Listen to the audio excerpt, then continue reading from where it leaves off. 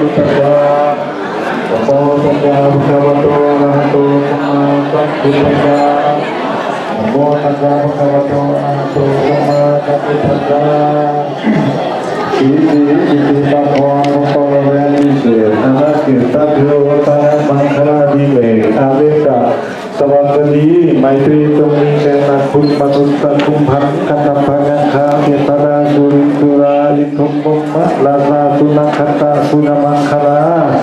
อุตตมะโสอุตตมะโนอุตตมะดินอุตตมะนาทีอุตตมะเนื้อสีไกลาอินทปัตพร้อมใจยานทั้งระวังคัดคู่พร้อมกันอยู่ทนร้อนอาทิจรกันทะลึกอังคารถือมหาไสพุทธมหาไสมีโศกทุกเขาโยกแม่นวันดี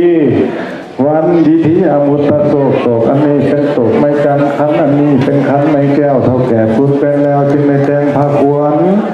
อยู่สลอมแต่ลายอยู่ทั้งใส่ผูกแขนแหวนใส่ก้อยปัดน้อยห้อยทั้งหวานอาหารหลายเดือมากสภาพพร้อมทุกสิ่งทุกอัน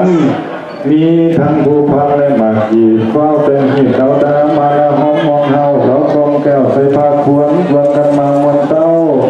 เขาต้นกล้วยและใบดีมีทั้งไข่โดยดีเกียงปอดแต่ก็แล้วพอระบวนแล้วจึงยาวผ้าขวนเอามาตั้งหอม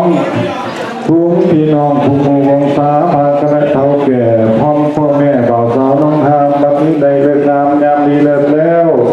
พอเท่าแก้วจึงไปลาหับคณะอาจารย์ผู้ถลางมานั่งอ่านคุณควรขึ้นเสมอจอมผักศาสตร์คุณควรขึ้นเสมอถาดผู้หลวงคุณควรขึ้นเหมือนดังภูเขาหลวงไกรลาดคุณควรขึ้นเหมือนดังถาดยินแฟ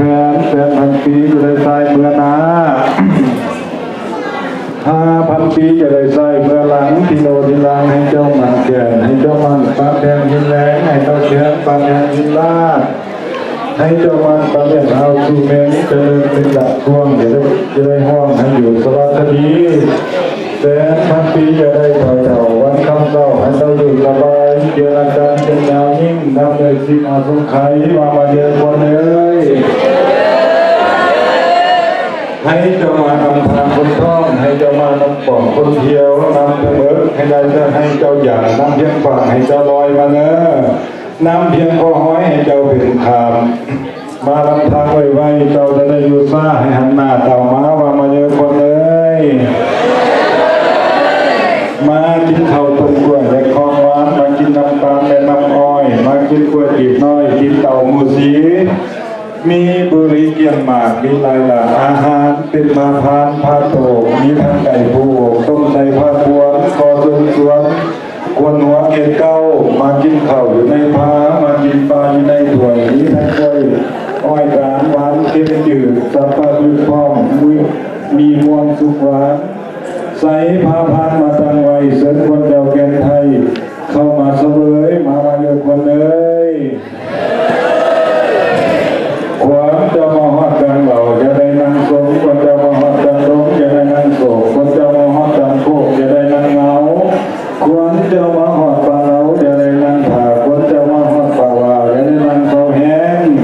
ควรจะมาหอดป่าแสงจะได้นั่งรีควรจะมาหอดป่ามีจะได้รีอยู่เทียนทางว่ามาเยอะคนเลยม้าเขากินจะได้เหม็นสาบม้าเขาคาบจะได้เหม็นขาวกินเขาพีให้เจ้าหาจะได้กินมาพีให้เจ้าคายเสนอให้เจ้าขึ้นมาได้พร้อมเป่าเพื่อ